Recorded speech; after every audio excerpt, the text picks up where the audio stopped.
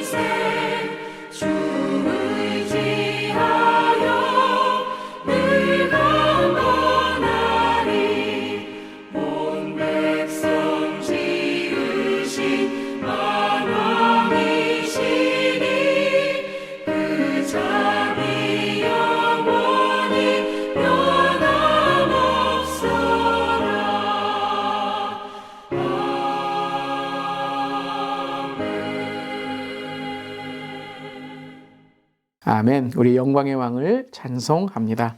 오늘 말씀은 시편 33편 말씀입니다. 1절부터 22절까지 말씀, 하나님의 말씀입니다. 너희 의인들아 여호와를 즐거워하라. 찬송은 정직한 자들이 마땅히 할 바로다. 수금으로 여호와께 감사하고 열줄 비파로 찬송할지어다. 새 노래로 그를 노래하며 즐거운 소리로 아름답게 연주할지어다. 여호와의 말씀은 정직하며 그가 행하시는 일은 다 진실하시도다. 그의 공의와 정의를 사랑하시며 세상에는 여호와의 인자하심이 충만하도다. 여호와의 말씀으로 하늘이 지음이 되었으며 그 만상을 그의 입기운으로 이루었도다. 그가 바닷물을 모아 무더기같이 쌓으시며 깊은 물을 곳간에 두시도다.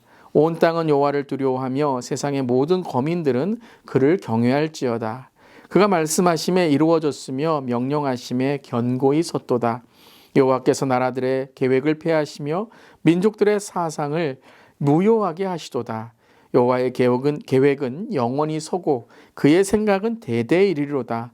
여호와를 자기 하나님으로 삼은 나라 곧 하나님의 기업으로 선택된 백성은 복이 있도다. 여호와께서 하늘에서 굽어보사 모든 인생을 살피시며 곧 그가 거하시는 곳에서 세상의 모든 거민들을 굽어 살피시는도다. 그는 그들 모두의 마음을 지으시며 그들이 하는 일을 굽어 살피시는 이로다.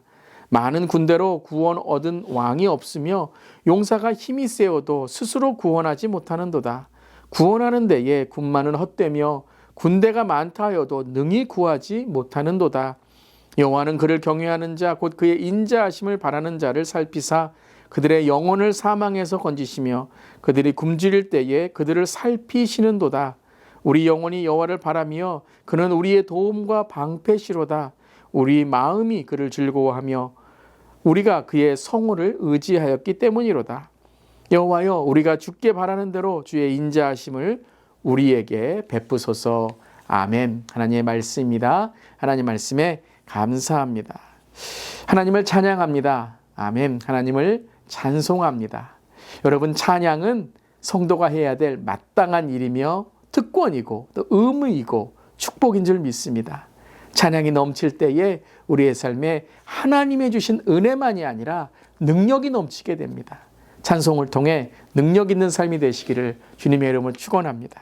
그 찬송을 오늘 시편 기자는 이렇게 고백하고 있죠. 너희 의인들아, 여호와를 즐거워하라. 찬송은 정직한 자들이 마땅히 할 바로다. 찬송은 정직한 자가 마땅히 할 바다라고 고백하고 있습니다. 찬송은 즐거운 자가 부르는 것, 찬송은 정말 하나님을 높이는 자가 부르는 거다라고 우리는 많이 알고 있는데, 오늘 시편 기자는 정직한 자가 할 일이 찬송이다라고 고백하고 있습니다. 음악이나 기술이나 연주나 어떤 노래를 넘어서 찬송하는 자는 정직한 자가 되어야 된다라고 말씀하시는 거죠. 자, 이 정직하다는 게 무엇일까요? 바로 이 정직하다는 것은 하나님 앞에서 찬송하는 자가 되어야 된다라는 것이죠.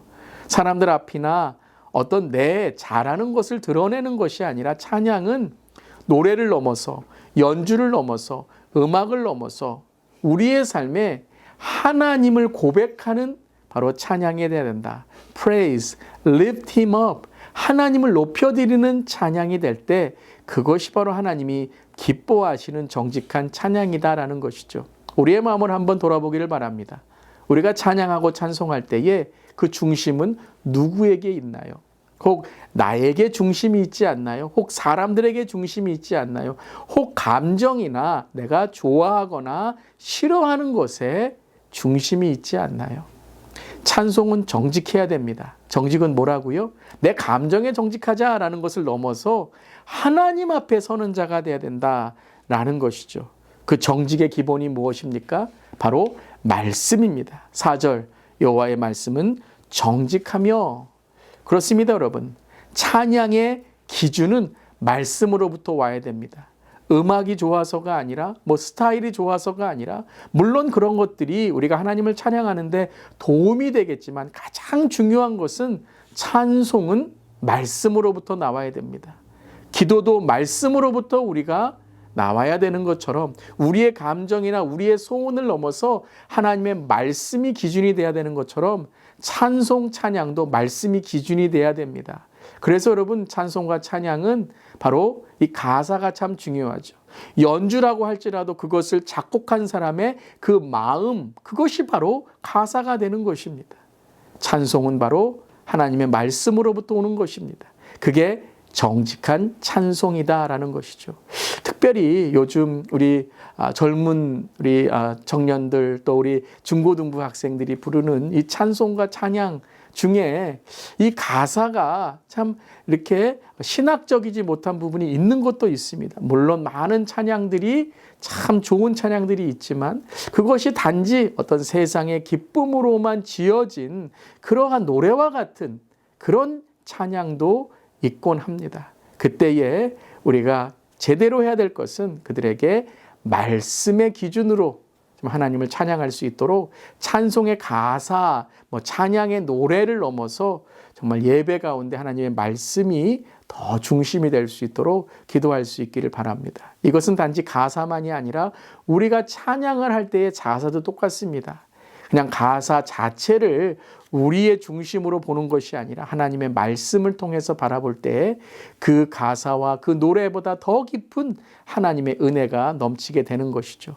오늘 바로 이 시편 기자가 찬송하는 것이 정직한 고백과 찬송인데요. 그 첫 번째가 무엇이냐면 창조주 하나님을 찬송하고 있다라는 것이죠. 오늘 여호와의 말씀으로 6절에 하늘이 지음되었으며 그 만상을 그의 입 기운으로 이루었도다. 9절에 그가 말씀하심에 이루어졌으며 명령하심에 견고히 섰도다 라고 고백하고 있습니다. 바로 찬송은 무엇이죠? 만물을 지으신 하나님을 찬양하는 것이에요. 나를 지으신 하나님을 찬양하는 것이에요. 그러니까 이 찬송의 이 근원은 누구에게 있는 것이죠? 하나님께 있는 거예요. 작곡자가 아니라 찬양자가 아닙니다.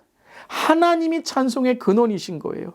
아무리 여러분 정말 은혜로운 찬송, 그 찬송도 누가 주신 거예요? 하나님이 주신 거예요. 때로는 우리가 조금 스타일이나 어떠한 내가 좋아하지 않는 그런 편곡 이런 스타일로 부를 때에도 그 찬송을 주신 분이 누구예요? 하나님이신 거예요. 그러니까 이것이 여러분 찬송 자체에 우리가 판단이나 기준이 그 찬송의 어떤 겉모습이 아니라 하나님을 찬양하고 있는가, 우리가 하나님을 찬송하고 있는가, 그것의 기준이 되어야 된다는 것이죠. 모든 찬송은 바로 하나님이 근원이시고 하나님이 주인이시다라는 것입니다. 그리고 두 번째는 무엇이죠? 구원의 하나님이시라는 거예요. 우리를 구원하신 주님을 찬양해야 된다는 것이죠. 그것이 바로 13절에 여호와께서 하늘에서 굽어보사 모든 인생을 살피시며, 하나님이 우리를 살피시고 보살피시고 구원하시는 하나님이시다라는 거예요. 무엇도 구원할 자가 없는 것이죠. 16절에 많은 군대로 구원할 왕이 없으며 헛되며 군대가 많다 하여도 능히 구하지 못하도다. 오직 하나님만이 우리의 구원자이시고 예수 그리스도만이 우리를 구원하실 이름이시다라는 걸 고백하고 있는 것이죠. 그럴 때 우리의 삶의 그 구원을 찬양할 때에 우리가 찬송을 통해 무엇을 또한 우리가 고백해야 됩니까? 하나님을 경외하는 것입니다. 18절 여호와는 그를 경외하는 자 곧 그의 인자하심을 바라는 자를 살피사 그는 우리의 도움과 방패시로다.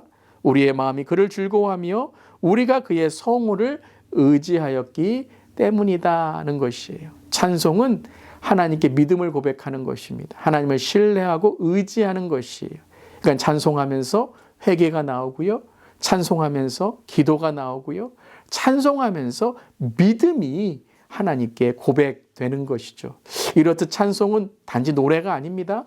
음악만이 아닙니다. 이 찬송 안에는 말씀이 있고 기도가 있고 믿음이 있고 창조주 하나님, 구원의 하나님을 찬양하는 우리의 승리의 선포가 있는 것입니다. 그런 우리 모두기를, 그런 찬송을 드리는 우리 모두기를 주님의 이름으로 축복합니다. 그러므로서 마지막 22절 우리 함께 읽어볼까요? 여호와여 우리가 주께 바라는 대로 주의 인자하심을 우리에게 베푸소서. 아멘.